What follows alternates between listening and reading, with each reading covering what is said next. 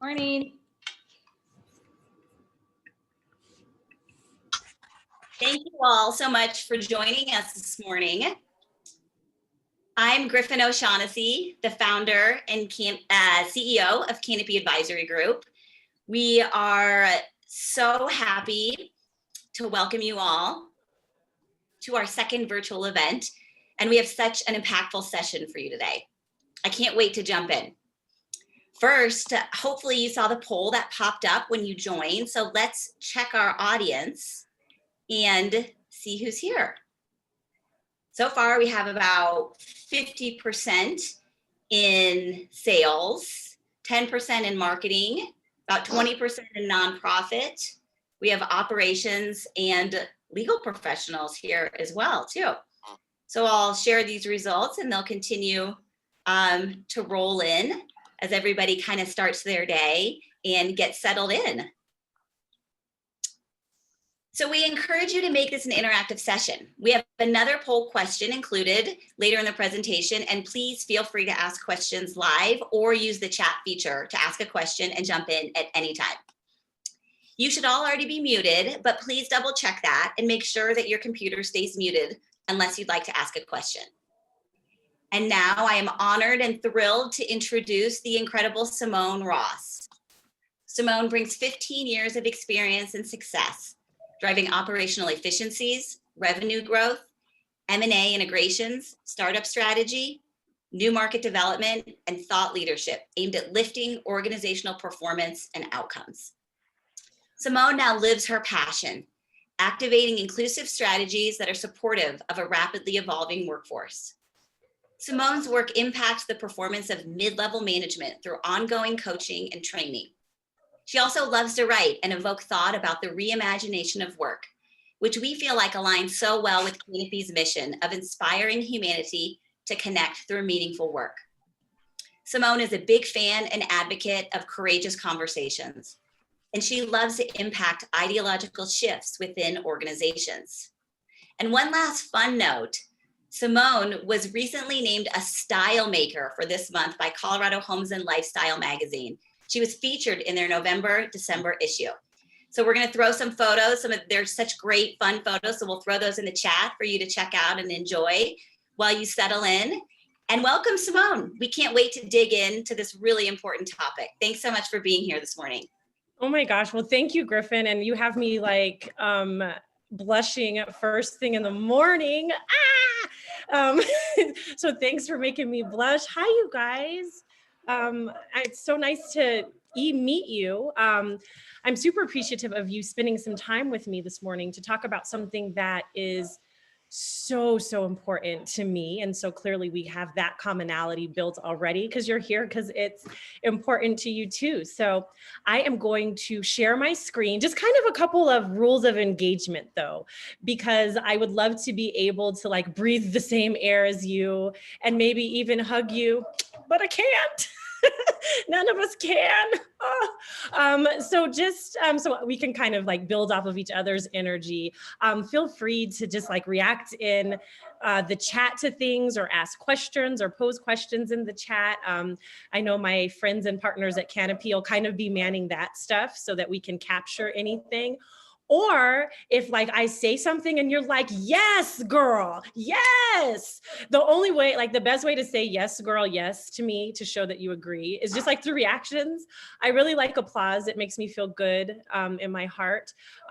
So feel free to react via applause or thumbs up if you're not an avid clapper. Not everybody is, and that's okay too. There's still room for you in this family. You can just do a thumbs up, just if it's something that struck a chord or just something that evoked thought. So if you're cool with the rules of engagement for engaging, that's weird. Maybe just give me a clap or a thumbs up really quick and we'll get this party started. Yay! Okay, so I'm going to share my screen with you all. So we came here today to talk about how diversity creates dimension in the workforce. And I love the title of this workshop because I think, can we just all do with a head nod? Like, yeah, diversity does create dimension in the workforce. It makes it very sometimes 3D, 4D, all D. And so I use the term intersectionality because that really is the core. That's the thing that makes diversity sticky, is the activation of workforce intersectionality. And it's a fairly new term. Intersectionality is termed by Kimberly Crenshaw, really in response to the feminist movement and the way women of color were able to show up and engage in that movement. And then this term has taken on a whole new life because it's so incredibly relevant to all of us, because it really says we're not single issue people, right? We don't live in a box. And so that's what activating intersectionality means. And that's what intersectionality means. So Griffin did a great job of embarrassing me and making me blush. But this is me. That's me in my younger days, pre-PC, pre-COVID. But I do have a 15-year healthcare executive experience. And I always introduce myself by telling people, my name is Simone Ross. I'm a recovering executive, and I'm in the 50%. And we're going to talk about what in the 50% means. But statistically, 50% of women of color are considering exiting corporate. Just like let that marinate. Like just let it sink in and marinate. I'm in that 50%. I am a 50%er because of the things that we're going to talk about tackling today. That's why I exited corporate. And I think that's a big part of my story and why I do this work. And that's what makes me a workforce intersectionality proponent, because I'm in the 50%. So today we are going to learn really quickly, right? We can't boil the ocean. You can probably talk to Griffin more about how we can boil the ocean together when we talk about race. But we're going to really touch on the origins and psychology of racism and how that shows up in work, right? Because it shows up very differently in different places. And sorry, you guys, my dog is barking because he's outside, so you might be able to hear him. But this is COVID and work from home pandemia. So hopefully it's not too distracting, but he won't shut up. I'm also a dog lover. We're also going to talk about racism in the workplace. So we're going to talk about microaggressions, implicit bias, but more importantly, we're going to discuss their consequences. And then we're going to talk about activating intersectionality. So we're going to get super solutions driven and give you some takeaways and issue some challenges to you. So race. Show me in the reactions. Do you all know about the origins of race? Like, where did it come from? How did this happen? How did we even get here? And I can kind of see you, so I'm assuming there's some reactions. Well, let's learn really quickly together, just a quick tidbit. You may think you know exactly what race you are, but how would you prove it if someone disagreed with you? The fact is, even though race drives a lot of social and political outcomes, race isn't real. One of the first people to attempt to categorize humans according to race was a German scientist around 1776. He came up with 5 different groups according to physical appearance and geographic origin of their ancestors. Americans of European descent eagerly bought into this type of thinking around the same time. Some historians have said the idea that there were different races helped them resolve the contradiction between a natural right to freedom and the fact of slavery. If whites were their own distinct category, then they could feel a lot better about denying freedom to people who they labeled black and decided were fundamentally different. But as political priorities change, definitions of race in America adjust right along with them. For example, if you were of Mexican birth or ancestry in the United States in 1929, you were considered white. Then the 1930 census changed that to non-white to limit immigration. Later, when the US needed to increase its labor force during World War II, these people were switched back to white. And what it took to be black once varied so wildly throughout the country, from 1/4 to 1/16 to the infamous 1 drop of African ancestry, that people could actually change races just by crossing state lines. Then suddenly in 2000, the government decided that Americans could be more than one race and added a multiracial category to the census. This has left many Americans scratching their heads when it comes to selecting who they are. As many as 6.2% of census respondents selected some other race in a 2010 survey. The idea that someone might look one way and identify another way, or that they might be really hard to place in a racial category, is not new. This is why there was a public debate about whether MSNBC's Karen Finney could say she was black, or how we can't even agree on the racial label assigned to the President of the United States. Of course, many people feel their racial identity is very clear and very permanent. But the fact that some people have changed theirs and that no one can really argue with them shows how shaky the very idea of race is. This is all because there isn't a race chromosome in our DNA that people can point to. It simply doesn't exist. When the medical community links race to health outcomes, it's really just using race as a substitute for other factors, such as where your ancestors came from, or the experiences of people who may have been put in the same racial group as you. Dorothy Roberts explains that sickle cell anemia is a prime example of this. The disease is linked to areas with high rates of malaria, which include some parts of Europe and Asia in addition to Africa. It's not actually about race at all. This, of course, does not mean that the concept of race isn't hugely important in our lives. The racial categories to which we're assigned can determine real-life experiences, they can drive political outcomes, and they can even make the difference between life and death. But understanding that racial categories are made up can give us an important perspective on where racism came from in the first place. So wow, I love sharing this because it actually gives me a lot of hope, right? With the understanding that race is actually constructed.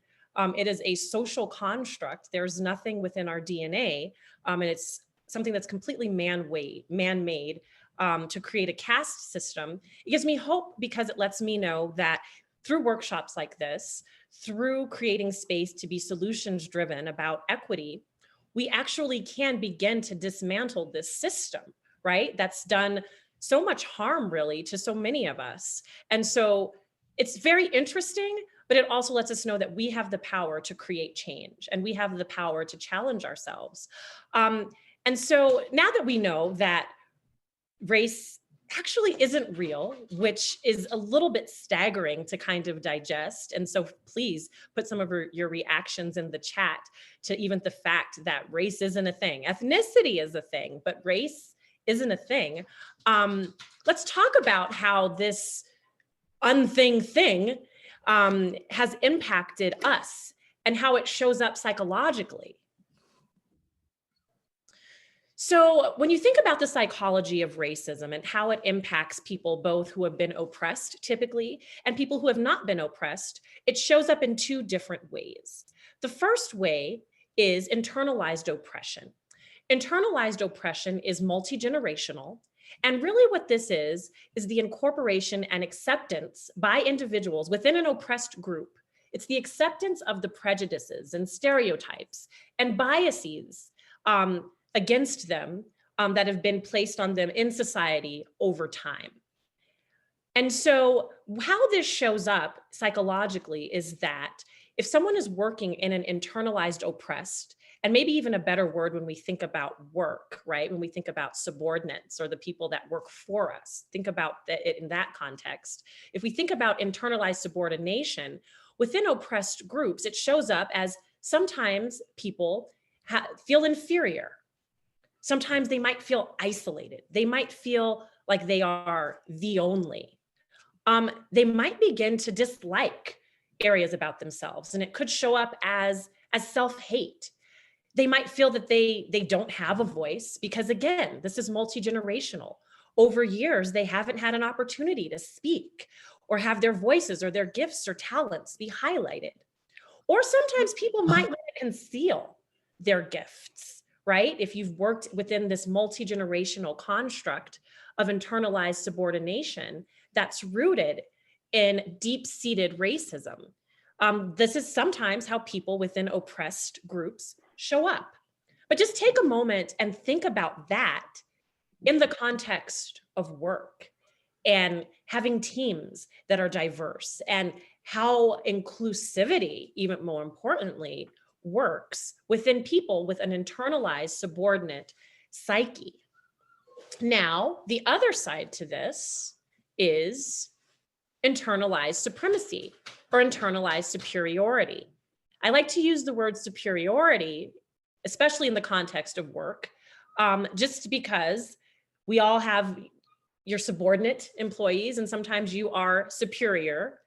These are things that we used to say way back in the day of work when we talked about management and managerial hierarchy. They're kind of like weird terms now because they don't feel good, but at least it gives you some concept to just kind of context to kind of imagine this. So within this psyche, internalized supremacy or superiority is also multi-generational.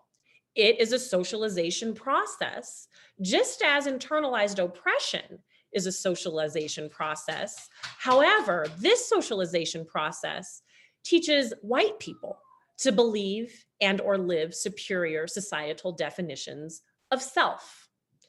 And so this gets a little complex because the ways that it shows up, sometimes it can be very boxed in, right? But internalized supremacy shows up as like universal norms. And what that means is, well, no, everybody does this. Everybody golfs. Everybody can get VC funding. Just because that's the way that you're accustomed to living life. Universal norms. It can show up as neoliberalism, which is really like the whole idea of bootstrapping, right? Like, no, you just bootstrap your new business. You don't need to get funding. You just ask your dad for the loan. It can show up as denial. Perhaps if somebody expresses, you know what, something didn't feel right today. I feel like maybe a microaggression happened to me at work today. It shows up as denial and saying, no, that didn't happen. That's not real. It can show up sometimes as a belief in inferiority. Perhaps it can show up as that, thinking, well, because you are a different skin complexion than I am, you automatically are inferior. And it can show up through those behaviors or even entitlement. It also can show up in just feeling comfortable, right? We talked about within internalized oppression, you have oppressed groups that are saying, I just want to isolate. I just want to shrink. Well, this also shows up in just having comfort in taking up space in the room. We hear this a lot, like take up space and own your space in the room. Sometimes that's hard for people to do. And then it shows up as privilege or even right to ignorance, just to say, well, no, I don't think micro inequities happen at work at all. No, I don't know anything about that. And that's how internalized supremacy or superiority shows up. I'm going to kind of just give a moment because this was a lot of information and I'm feeling like I need to take a sip of water. So maybe let me just take a peek in the chat and see if there's something that I need to maybe answer or speak. There is something. So thank you for giving us all of this important information. It's so thought-provoking. And we just started with this incredible video about how race isn't really a thing. And so there's this, great question in the chat saying, is it a thing just because people think it is a thing? We've given it life, right? We created this scientists in Europe created race as a justification of commerce, right? Of slavery, so that it could pacify, so we could find a way to feel better about enslaving people. And so we made it a thing, right? It is a thing because we've made it a thing. But I think the key takeaway from that is if we created it, and if we created these systems that oppress people or keep people out, then we also have the ability to create systems that are inclusive and that are equitable because we did this. And so together we can make some change. Yes, thank you, Beth. She said, yeah, it's totally a thing, but we don't have to continue it. And yes, Beth, totally. That's the point. We have the power. We created it. We have the power to dismantle it and to discontinue it. Good stuff. You guys are thebomb.com on Friday Eve. I am so glad I'm here with you all. So next slide. I want you to take a little bit of time to just kind of think, maybe 60 seconds or so. If you have a piece of paper by you to jot things down, if you're a brave soul that wants to like share in the chat, maybe for some discussion, go for it. Don't feel pressured to do so. But think about in what ways might internalized oppression impact, this is a new term, so I like to splash in new terms, BIPOC team members in the workplace. And BIPOC stands for Black, Indigenous, and People of Color. You guys might be hearing that, but I think you're going to hear it a lot more. So think about it. In what ways might internalized oppression impact your BIPOC team members in the workplace?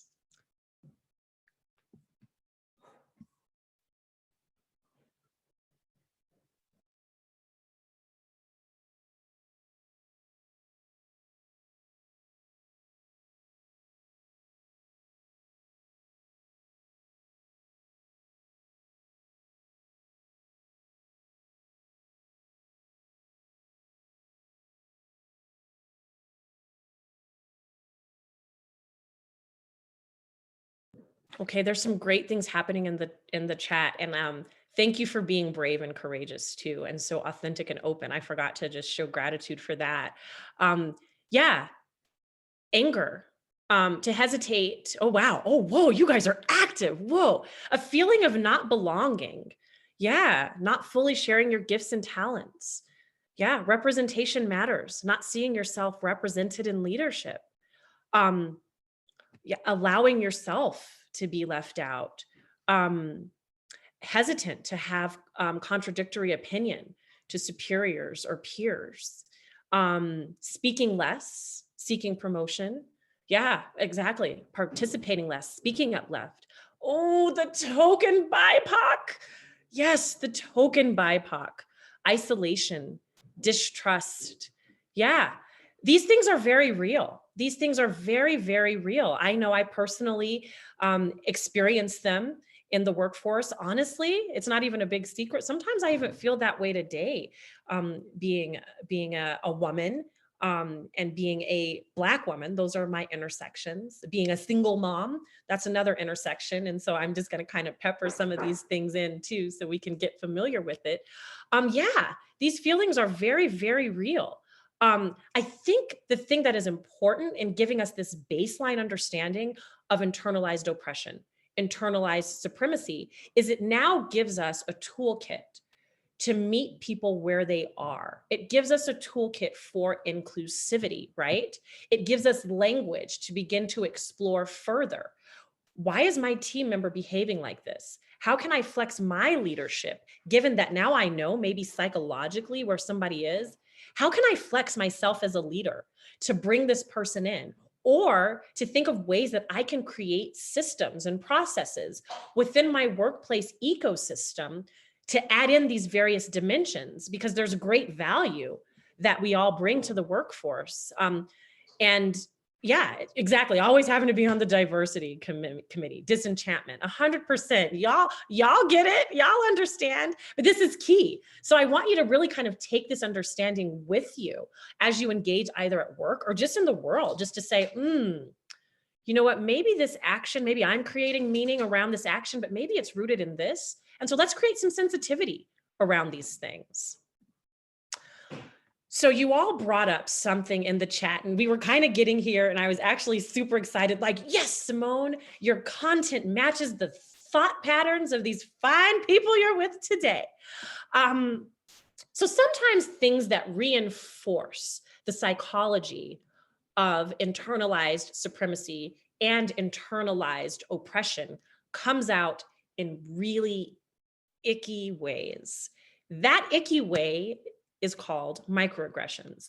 Show me in the chat, or just using your reactions, because I like your reactions. How familiar are you with the term microaggression? And I'm just going to kind of try and scroll. Okay, I see some thumbs. I see some yellow thumbs. I see some multi-ethnic thumbs. Hey, multi-ethnic thumbs. Perfect. So we are familiar with the term microaggressions. So they show up different in work, right? They've been described as almost like mosquito bites, right? It's like, oh, it's so annoying. But I want to show you how it looks. And my team at Canopy, we love this one. So take a look. Hi, Joe. Sorry I'm late for the call. I had a perfect morning, had to catch the last set. You surf? Yeah, I'm at Ocean Beach pretty much all the time. You? Totally. We'll have to go when I'm up there next week. Hey, I'm stoked. Epic. Sure, it's nice and 3 o'clock. Sounds good. Are you John? Joe? Oh, yeah. Great to meet you. I totally had you pictured different in my head. Oh, really? Yeah, but anyways, can I get you a cup of coffee? Yeah, sure. My hair looks crazy. It looks like a mess. I don't believe it. Your hair always looks awesome. I mean, how do you do it? Do you twist it? Do you do it yourself? Yeah, I twist it myself. Oh. I mean, do you mind? Oh. Yeah, actually, I do mind. Oh, sorry. But I mean, if you're really curious about it, there are like tons of YouTube videos out now about natural hair, so maybe check that out. There's no way we were gonna make it to that date. No. I have no idea what they were thinking. What are you doing this weekend? Going to the beach with some buddies. Dude, sunscreen. You've already got quite the tan. Where's your family from? Here. Yeah, but before here, where are they from? Still here. But before that? A few generations from here. Cool. Sorry.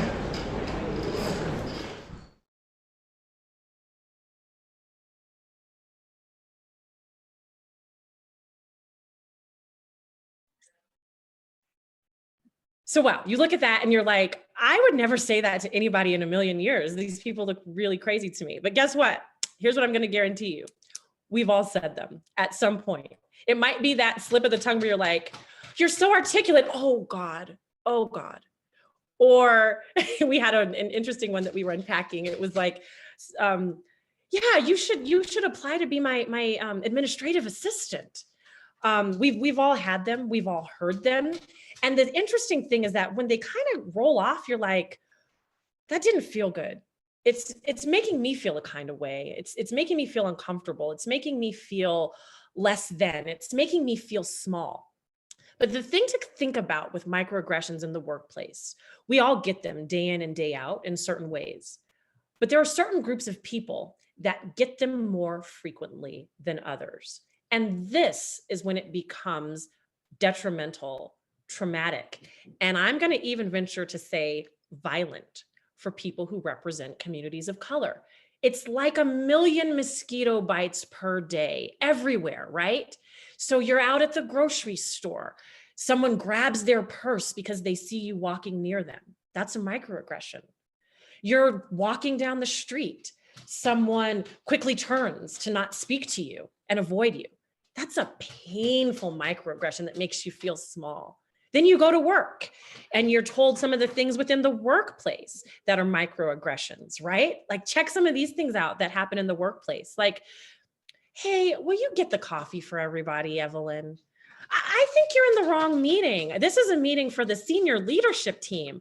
I think you're supposed to be in the other meeting.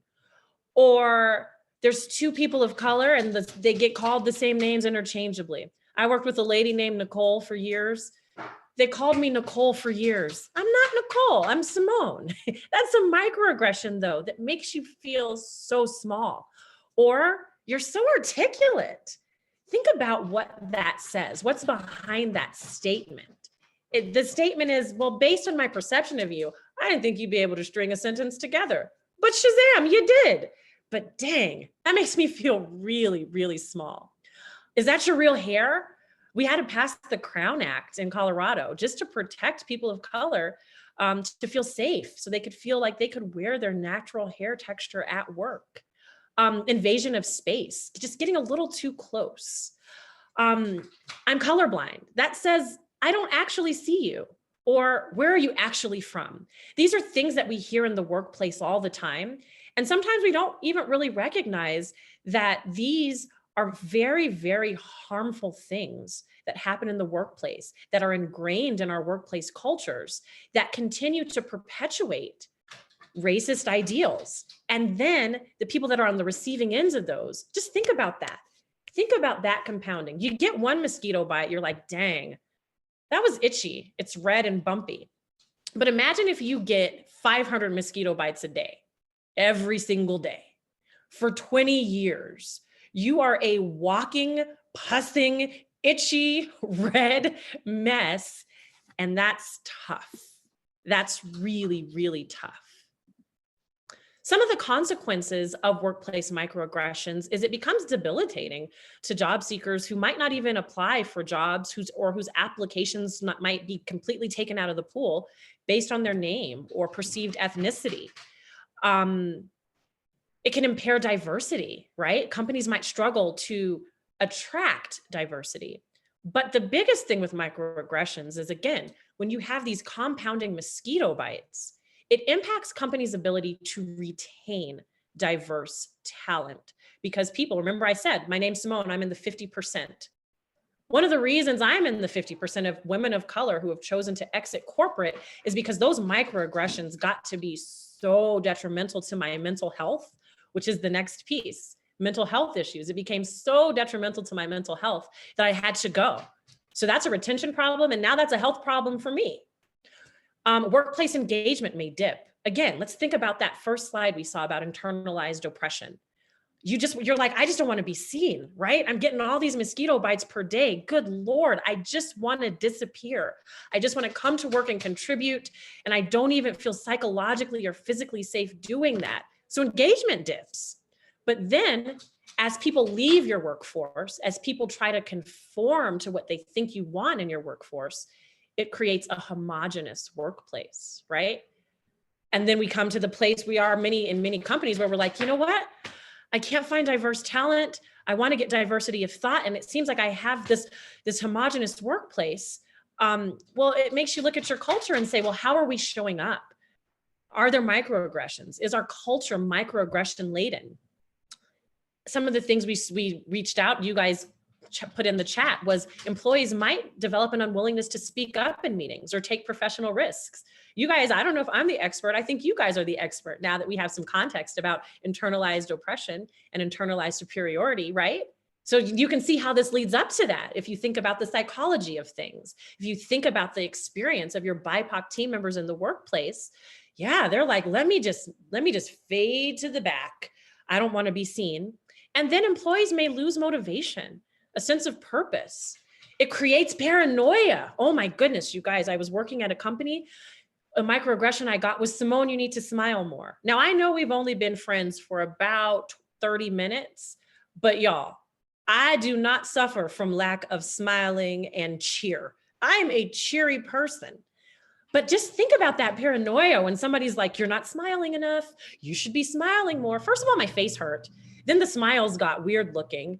But then I got paranoid. Like, am I happy? Am I sad? How are they feeling about my every move, my every reaction? Is my tone right?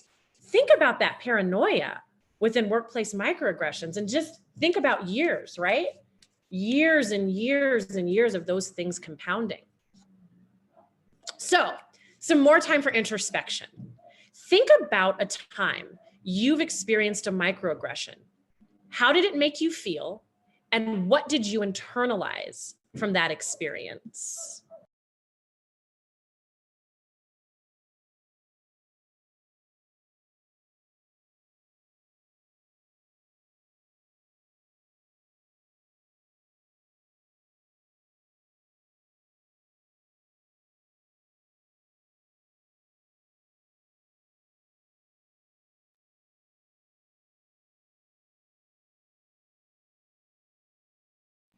And there's some great thoughts going on in the chat. I love Jessica's comment. She said, the benefit of wearing a mask in COVID, no comments on the smiling, except now there's pressure to smile. You got to smile with your eyes. Yeah, thank you so much for this comment. It's condescending, hurtful, lame, builds resentment, right? Those microaggressions build resentment. But you know what? I think the thing though, because I think when we talk about this, it is important to go back to the human part. And I love the use of the word hurtful. Yo, that crap hurts. It does. It really hurts. It's frustrating.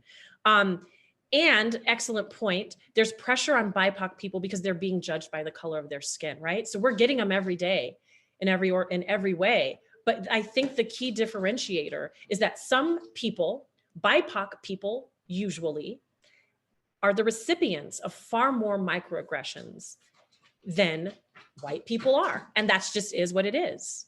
So yeah, thank you guys. You guys are awesome in the chat. I hope we're saving this chat, Griffin, because this is good stuff. So how do we combat workplace microaggressions? The first thing is we got to get real comfortable with being aware, right? And understanding like that's a microaggression. So this is a great start. I think it's really, really impactful though, if we continue to do work about microaggressions and tracking them. And I'll have a challenge for you all at the end of this.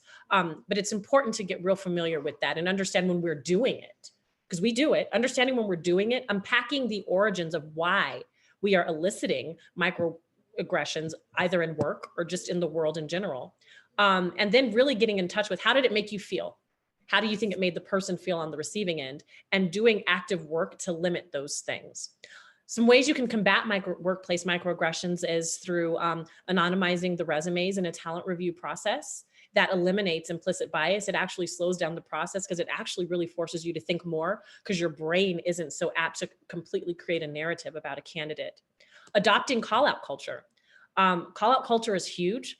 In my humble opinion, I think that's the only way that companies are really going to create change, is when they put cultural call out things in place to say, hey, as an executive leadership team, we're calling out microaggressions, whether we're seeing it in the feedback loop when we're giving performance reviews, or if we're just seeing it as water cooler talk. This is no place for microaggressions. Ensuring that interview panels are diverse. Diverse interview panels are a big deal, and they make a colossal difference when getting and retaining and attracting diverse talent. And then slow down the decision making process to avoid implicit bias. And then things like we're doing today and have opportunities to do more of, which is education and training.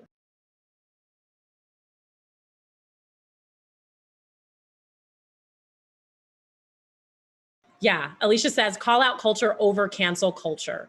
Absolutely, because cancel culture is avoidance. We want to call out these bad behaviors. So yeah, thank you, Alicia, for that. I think that's huge, because cancel culture has become this avoidant thing that we're doing nowadays. Just when somebody says something that stings, we say cancel them, whereas we need to say, no, let's unpack this and let's call out these behaviors. So thank you for that.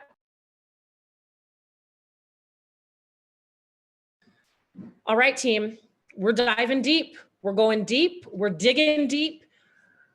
Really, the next thing when we talk about workplace and the racism and how things show up is through implicit bias. Often the microaggressions that we just kind of touched on are informed by our own implicit bias. Raise your hand, react to me in the chat if you think that you have implicit bias. You're safe to fully disclose. Raise your hand if you think that you have implicit bias. Heck yeah.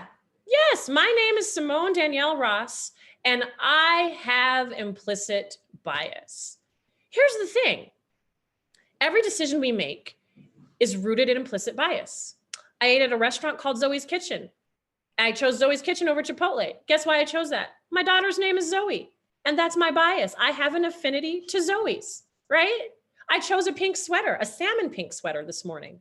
I could have chosen a gray sweater. You know why I chose a salmon pink sweater? I'm a member of Alpha Kappa Alpha Sorority Incorporated. Our colors are salmon pink and apple green. So I'm always go for the pink sweater, but that's my bias, right? Informed by my lens, my experiences, my values, my life decisions. Where bias comes into trouble is when our implicit biases inform decisions that are harmful. So I want to do a quick exercise with you all. Do you see this beautiful hill? The hills are alive with the sound of music. I would sing it for you, but it's too early. Take in the hill, right? Assess this hill, everybody. Look at it really, really closely. Become one with the hill, because I'm going to ask you some questions about your assessment of this hill. It is a very pretty hill, but that could be my bias talking, right? So I want you guys to engage in the chat about this hill, answering these questions. What size is the hill? Is it a big hill? Is it a tiny hill? What is this? Is it medium sized? What kind of hill is it? Pop them into the chat. Then I want you to, yeah. Sorry to jump in while everyone thinks about that. We have a great question in the chat. Explain the decision-making process. So I don't know if you need more background on that. Beth, if you want to unmute and kind of talk through that question, I'd love to dig in deeper to that while everybody thinks about the answers to the questions on implicit bias too. Yeah, Beth, tell me a little bit more about your question, and then you guys chat it up thinking about that pretty hill. Yeah, thank you. Can you hear me all right? Yes. Okay. I guess it's just interesting when you have these group sessions, group meetings. I have diverse clients all over the place. And I think for me, I get impatient with the process. So what I'm hearing or thinking I'm hearing is slow down the process so everyone's heard, everyone's understood, all points of view are taken in, which makes sense. We want that in every environment. So is that what you're saying? Don't move through things where people are not going to have the opportunity. Give more pause, give more space, so that people who are apprehensive, whoever, of anyone, you know, a junior member, so everyone can have that opportunity to feel heard. Exactly. And it's not even necessarily about the opportunity to feel heard. When we make rush decisions, psychologically, they are more apt to be rooted in bias, because our brain makes decisions to protect us. And sometimes our brain will make decisions that are even void of truth, because your brain immediately goes to, what is the data that I have right now? And usually that data is to protect you. So when I'm saying slow down the decision-making process, I'm not saying analysis paralysis, because that's a pain in the butt for me too.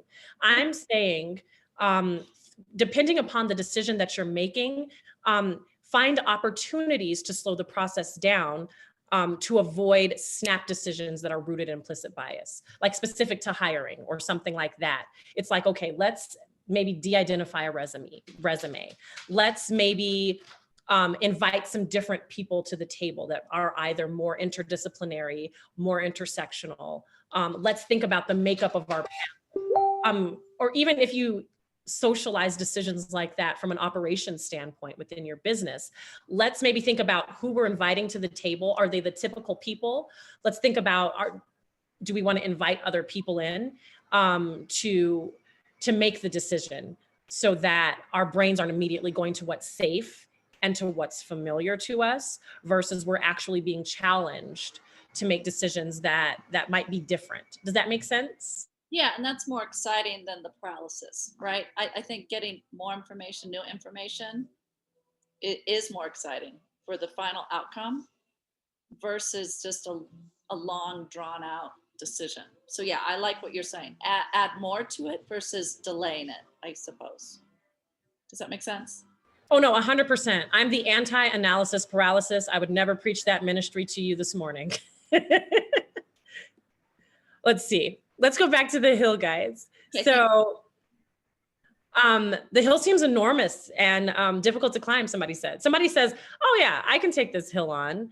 Somebody says, this hill is really big in comparison to the trees.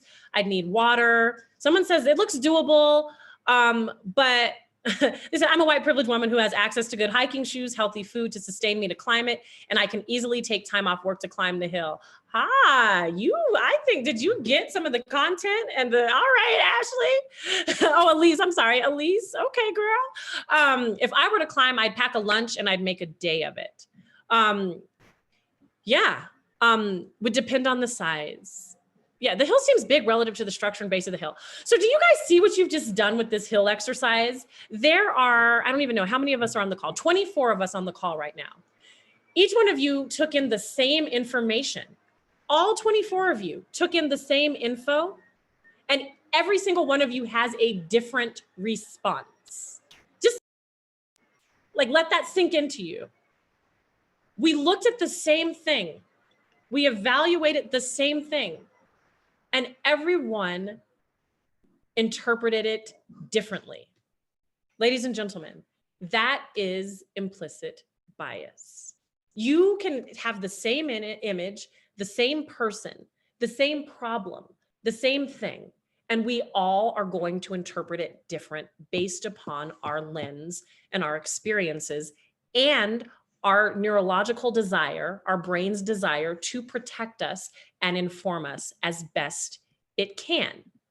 Now, Elise brings something unique to this with her commentary, and I want to highlight it again. She says it looks doable, but that's because of my privilege. It's because of the access I've been afforded. It's because of on my Maslow's hierarchy, right? I have a certain level of safety. I've got food, I've got sustenance. So I'm in a different place with psychological safety and physical safety. So these are things to consider when we think about the power of implicit bias. Yeah, she says, I'm not worried to climb it alone. I'm white. So again, safety, physical safety and psychological safety.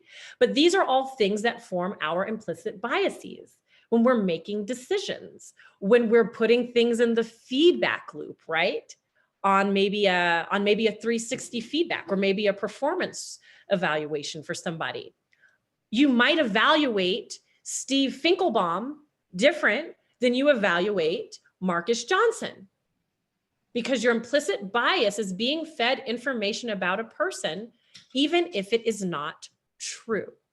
And so I love this quote about implicit bias. It says, our brains are biased to ensure our survival above all else, even truth. And that's the core of implicit bias. The thing that we have to work on is calling out our implicit bias, right? Thinking about looking at your performance reviews of your employees saying, now, why the heck did I review Simone different than I reviewed Nancy? They do the same job. They have the same output, but why did I put in Simone's performance review that her body language is hard to read? I didn't address Nancy's body language. Or why am I more apt to promote Mike than I am to promote Griffin? I mean, Griffin actually has better results. But why am I doing this with Mike? Is my bias at play? Why did I turn around this resume for this college graduate of Howard University, which is a perfectly fine HBCU? It's phenomenal, one of the best in the country. And I accepted the resume of this guy that went to Colorado State University. Oh, wait, I'm a Ram. I went to Colorado State. That's my bias. Wait a minute, but this student, so it's thinking about those things and how our biases inform our decisions. All right, guys. Oh, I could do this all day with you because you're just so great. Oh, oops. I missed my cue. Sorry, Serena. Okay, so real quick, take a peek at this survey.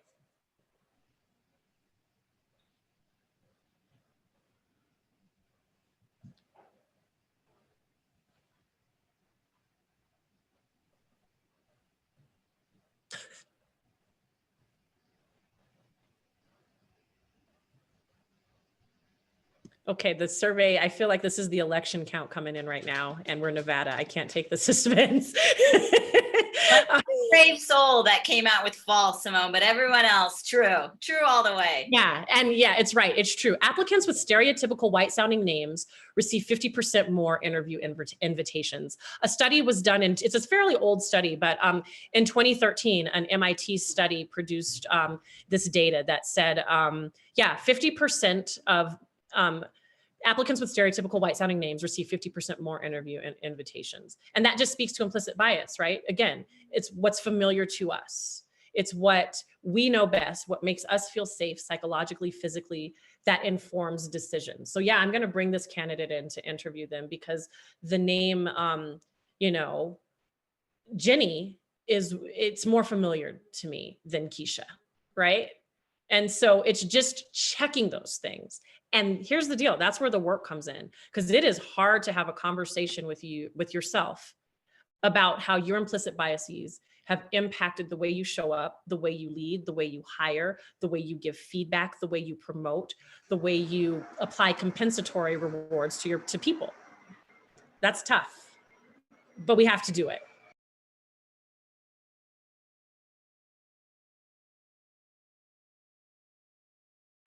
Okay, let's look at intersectionality. And I'm going to play a quick video. As you have learned, I love my videos, but it's a good way to introduce you to the concept.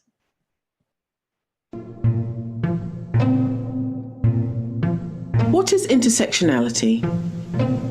Intersectionality is a way of understanding social relations by examining intersecting forms of discrimination.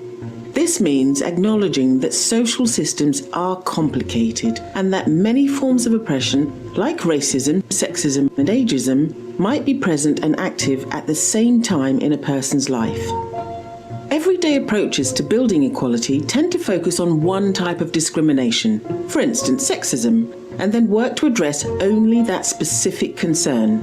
But while the career of a young, white, and able-bodied woman might improve with gender equality protections, an older, black, disabled lesbian may continue to be hampered by racism, ageism, ableism, and homophobia in the workplace. Intersectionality is about understanding and addressing all potential roadblocks to an individual or group's well-being. But it's not as simple as just adding up oppressions and addressing each one individually. Racism, sexism, and ableism exist on their own, but when combined, they compound and transform the experience of oppression. Intersectionality acknowledges that unique oppressions exist, but is also dedicated to understanding how they change in combination. The roots of intersectionality lie within the Black feminist movement, with legal scholar Kimberly Crenshaw originating the term.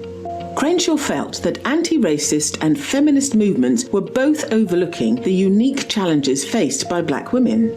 She stated that legislation about race is framed to protect Black men, and legislation about sexism is understood to protect white women. So simply combining racism and sexism together does not therefore protect Black women. Intersectional theory is now applied across a range of social divisions and also to understandings of domination, such as those associated with whiteness, masculinity, and heterosexuality. Intersectionality is not only about multiple identities, and it's not a simple answer to solving problems around equality and diversity. It is, however, an essential framework as we truly engage with issues around privilege and power and work to bring them into the open.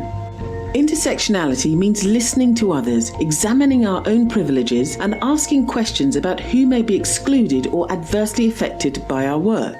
As importantly, it means taking measurable action to invite, include, and centre the voices and work of marginalised individuals.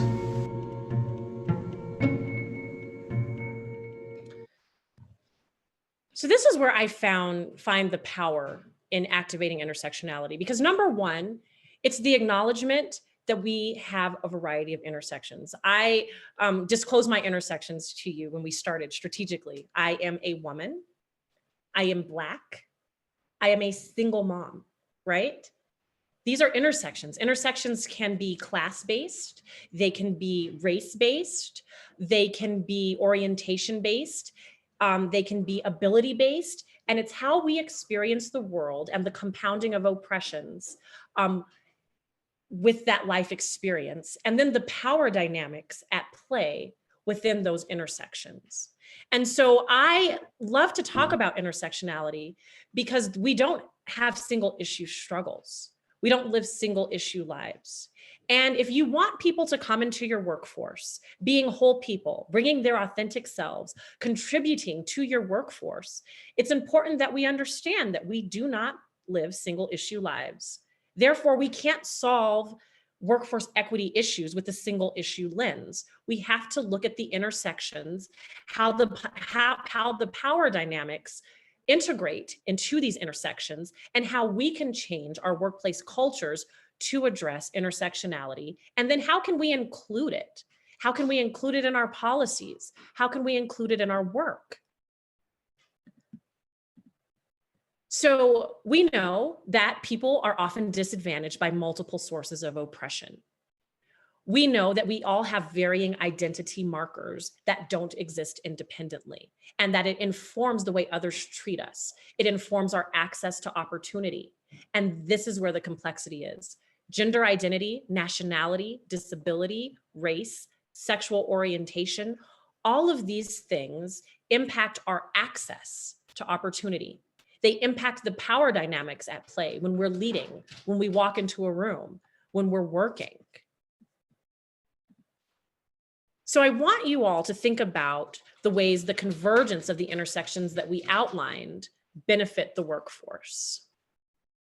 And just pop them into the chat.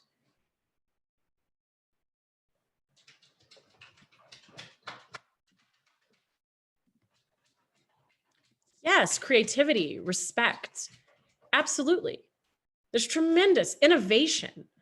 Yeah, diverse people that are activating diversity and actually doing the work, which is inclusion, and you're including intersectionality. These are top performing companies that are doing this thing. We all learn. Heightened problem solving, right? Heightened problem solving in the workforce. If you are trying to put together a policy and you don't include the voices that your policy actually impacts, you have so many unintended consequences that are costly and that they negatively impact your workforce. Intellectual growth, 100%, gaining understanding of where somebody's coming from. And then it gives you a good route to do problem solving. It gives you a great place to create equitable systems. For instance, honoring intersectionality. I've worked with the financial company and they want to get more financial planners of color. Well, let's talk about this. We know that based on all the things we've discussed, your people of color are probably not going to be able to access assets under management at the level that sometimes your typical white person could, right? Just based on network, right? Based on life experiences, all those kinds of things. So let's talk about how we can create equitable policies that address the intersectionality of people, understanding that they bring great value, but that are also equitable. So maybe we look at our assets under management requirements for these financial planners. Is it really necessary that we have these high level of assets under management, or can we have a tiered assets under management approach to retain planners that are people of color, right? But we came at that decision because we said we understand the value of intersectionality. We understand the playing field, and we're going to put policies and procedures and practices in place to be able to create an equitable workforce for people. And that's what we're talking about when we say we're acknowledging intersectionality, creating processes, creating culture that is ripe for intersectional relationships in the workforce. So the first piece to activate intersectionality is to acknowledge it. We know this, it's fact, it's science. Systemic discrimination impacts access to opportunity, period. So how can we create different access points based on our intersections? How can we create psychologically and physically safe workforces for people based on their intersections? We understand that individuals and communities are impacted differently. The way people navigate discrimination is unique to their intersectional identities. So how can we be resources in creating places for people to be impacted at their varying intersections? The thing that we don't do well ever is honor the voices. We're really not good at bringing new voices to the table, bringing new voices to the decision. We kind of talked about that. I think it was Beth, where we said, okay, it's not analysis paralysis. It's actually enhancing the quality of your analysis, potentially limiting analysis paralysis, and bringing everybody into the decision to be made, and ensuring that we're bringing intersectional identities to the table and giving people the mic. Right? How does this problem impact you? Is what we're doing actually really helpful? What are some of the unforeseen consequences? What are some of the unintended risks of what we're doing based on these intersections, right? It also includes inclusivity. And we've already said that. It's passing the mic, incorporating diverse perspectives into work, problem solving, and brainstorming. And it's acknowledging the intersecting issue. I always bring up the feedback loop, right? In the feedback loop, are we saying that Mary is quiet and reserved and Steve is gregarious and assertive? What are the intersections of Mary? Is she a woman? Does she identify as a woman? What are her pronouns, right? What is her socioeconomic background? Is she an immigrant? What culture does Mary represent? How do these intersections impact what we're saying in the feedback loop? Are we applying that internalized supremacist thing where we're saying, well, everybody's like me, they're all gregarious and assertive because I'm that way? Or are we actually considering the intersections? Is Mary LGBTQ+?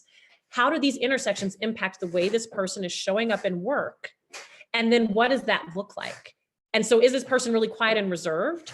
Or are there some other cultural things, and how does this impact the workplace output? And am I asking this person to become homogenous with how I think everybody should be?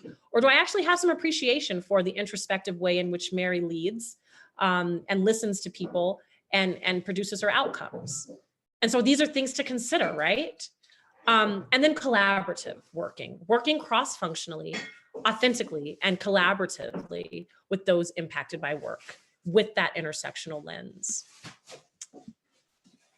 So today we talked about a lot. We kind of boiled an ocean, and believe me, this session is actually a 3-part session that I pared down to spend the morning with you all.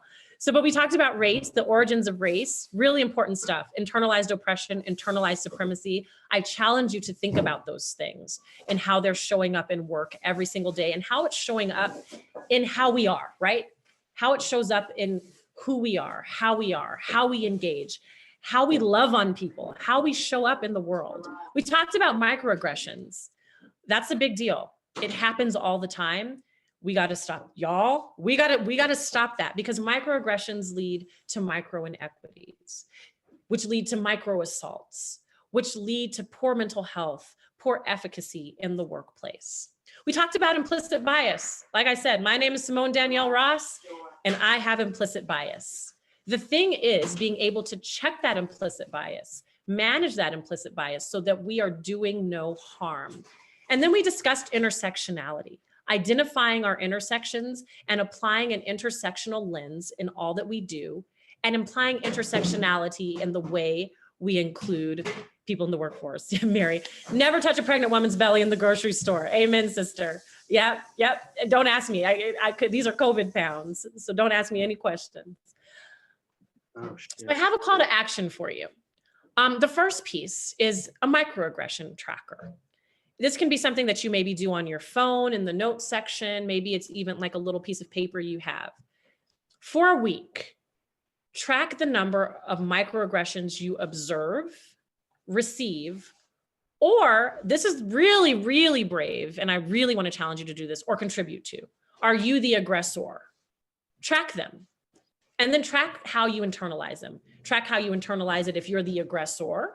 And then track how you internalize it if you were somebody that received a microaggression.